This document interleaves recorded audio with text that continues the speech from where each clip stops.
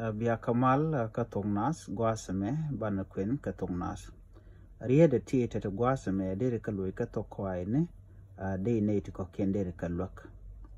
En kwenanyam chelar nena mama nagbosa. Mama nagbosa. Mama nagbosa. Kwenerode mama gura kwen. Mama gura kwen. Kwenan diodin mama mosha ka kwen. Mama mosha ka kwen.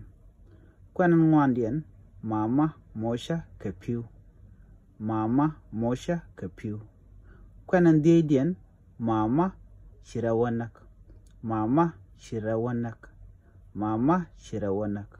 Bishu goro nojin binime bije nyok. Baja kwen ka kel ka angura kan konegak. Mama nagbosa. Mama gora kwen. Mama mosha ka kwen. Mama mosha ka piu. Mama nakrawa. Ke mama shirawanak. Di ka kweni nono amene mishi ka shubloidu.